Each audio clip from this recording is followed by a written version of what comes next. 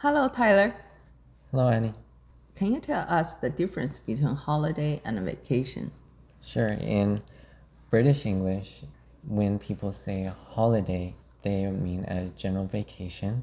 They could be going on a trip somewhere using their paid time off from work, where they, have a set number of days they can take off per year and they go somewhere on a trip. That would be a vacation or a holiday in British English. It would be a vacation in American English. In American English, holiday would be specific to special days designated by the government or state where people are generally off of work. Vacation is more like summer vacation or winter vacation for school and paid vacation for workers. Yes. Yes. The vacations for school are much longer than in China, I think. In my kids' situation, they finish around the end of May. The whole June, July, maybe half months of August, they can just travel, be totally free. In China, the school kids' vacation are shorter. They have to do homework when they're on vacation. So that vacation isn't that free. Oh man, that sounds rough. So I remember the summer vacation as a kid. I just had too much time. And I just be stuck with nothing to do, like watch TV or play video games. So I totally get that. I have a friend recently, her daughter moved to the United States. That's her first winter vacation, and she was so happy. There's no homework. Yeah, I remember sometimes as a kid, you would just have so much time that by the end of summer, you're ready to go back to school because you start to get bored. I miss your you classmates. miss your friends. In my summer vacation, I remember I always went somewhere, summer camps in another city, always fun. But when I came back, I had to hurry because there was so much homework to catch up. I remember doing a little bit with Boy Scouts and Cub Scouts. Cub Scouts is for younger children, and then Boy Scouts would be for the 5 to 11 for Cub Scouts, ages 10 to 18 for Boy Scouts. And scouting for boys or young men is to learn outdoor activities, to learn outdoor survival skills, camping, and to learn real world skills as well. Are they normally religious groups? It can be organized by a church where the actual leaders are designated by the church, but it doesn't have to be. Okay. In my case, it was growing up in Utah. In the Mormon church, there would be everybody participating in Cub Scouts and Boy Scouts. Yes. Was it fun? It was. I have to say, I wasn't always interested in the topics back then. I wasn't that interested in nature as a kid, but I'm much more interested now, actually. What topics, for example? I remember learning about different tracks of animals, what their footprints look like in the mud or in the dry dirt. So I could recognize what's a feline, like a bobcat or a mountain lion, or what is a bear, what is a Raccoon. raccoon. What am I thinking? It was canine, like a wolf or a dog. So you can recognize those different types of paw prints. And then also like the droppings, like what's the rabbit droppings, what's the deer droppings. It sounds extremely interesting and useful. Actually. It can be. I remember learning to start a fire without a lighter. Things like that. Very survival-based skills. How to recognize poison ivy. Things like that might be learned. I remember that one of the things we did in Cub Scouts was just reading, going to the library. They go over our reading skills with us. And I remember just blazing through a book just as fast as possible. My whole purpose was to just finish the book fast. And the guy asked me questions and I won't be able to answer. He said, you need to slow down and take your time on each word, think it out loud in your head. I kind of regret, listening to that because I feel like when I was a kid, I was speed reading and having somebody teach me differently maybe curbed my learning a little bit. Do you still remember what subject that was? Some kind of short story, I think. I see. Please tell me about vacation for workplace. Vacation days for workplace, you have your paid holidays mandated by the government, local or federal. Most places would get 11 paid holidays per year, and that would be separate from your paid time off, your vacation days. For the vacation days, those can vary based off of your time and service in your job. Typically, if you're just beginning in your job, you might get average of 11 days. And then after 5 years, you might get 15. So start at 2 weeks and then work up to 3 weeks.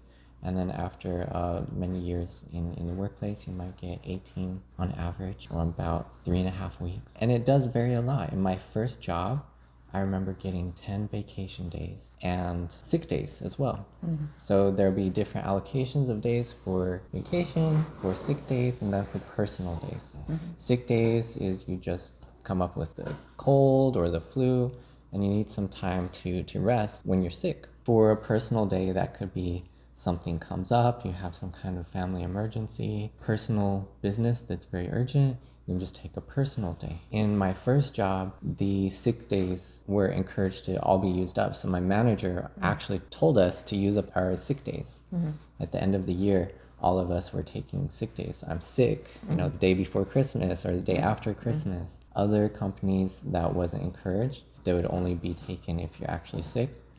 And then some people will just call in sick, act like they're sick if they have something they want to go do, or they have a friend or family in town. They'll just say, I'll call in sick. Yes.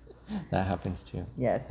You work for a bank. Remember the other day we met with a lady from China who also works for a bank. She told us about her vacation days. In her company, when you start the job, you get 5 days of vacation. After 5 years, you'll get each year 1 more day. And she has worked for her bank for over 30 years.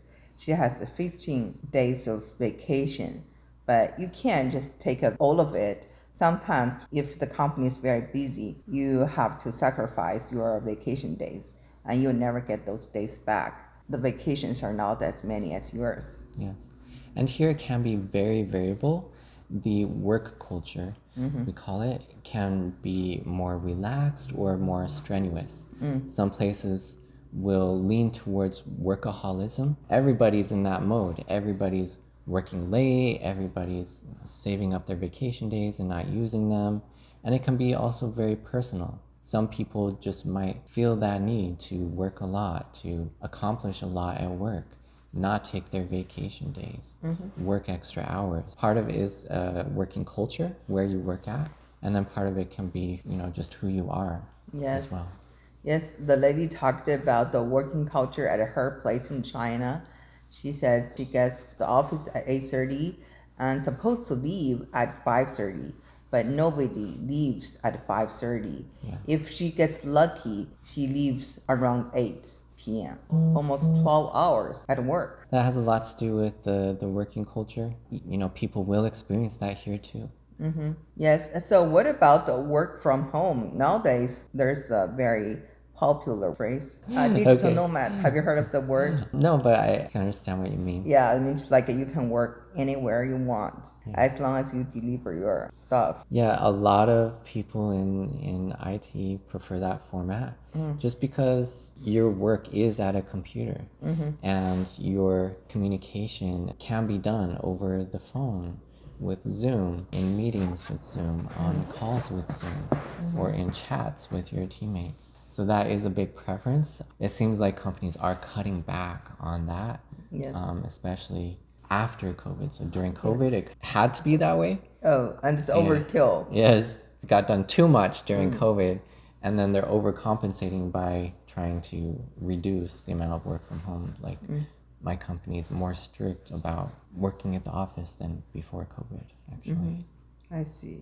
Would you say that the workplace culture at your place is relatively relaxing? Do you know which companies are known for being very strict or people have a tendency to be workaholic? Okay. At JP Morgan Chase, I would say it depends a lot on which department you're in. So if you're in one of the big money-making departments, there'll be a lot of competition for bonuses because the bonuses will vary a lot. Bonus can add significantly on top of your salary. So that kind of competition can add a lot to the amount of hours worked as well as your responsibilities. As far as companies that have more of a workaholism culture, I can't say that any I have been in have enforced it, but I've always seen people do it voluntarily. I know one place that's very famous for working overtime called Foxconn. They're the factory that make iPhones. Okay, in the United States? In the United States as well, they have factories in China as well. Okay. I mean, I have friends working both places, and they were telling me the culture there is very strict. I think for financial technology in New York, that could be very common. Hedge funds, people that make a lot of money with programming, with algorithmic trading, they would have tendency to work a lot of hours, but also get well compensated for it. Algorithm trading is very popular nowadays. I have a friend, and the salary is very high. The starting salary is like $400,000 K. It's much higher than average. Yes, much higher. So I can imagine Wall Street is a different world, but here in Texas, it's more relaxed. Would you say so? I think it depends on industry, the fear as well. You know, how comfortable do you feel in your job? Do you feel like you're at risk for getting laid off? That can be a big factor if you have that anxiety of getting laid off. I've seen people just work a lot of extra hours just to prove that they're the top of their team and they deserve their high salary. Is that very common in the IT industry to work overtime? Yes, because what will happen is there will be these software release days where all of the work that you've done over the last 2 weeks or month or several months, it will just go out into the wild. Go out to the customer. Anything could happen. There could be a problem at one of your major stakeholders, at one of your major clients, and then you got to fix it. You get a call at night, hey, this major client has an issue, we got to fix it right now, right? Because that has a real world impact. When you write software and it doesn't function properly or causes problems, you could have an outage at in a client's services.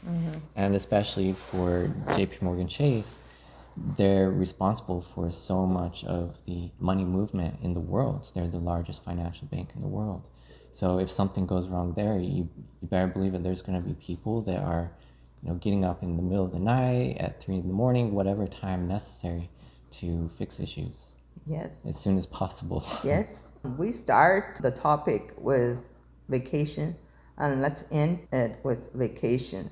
So right now, as we're talking, my children are still in their winter vacation, but next week they'll start school. They'll go back to school, which means my vacation will start.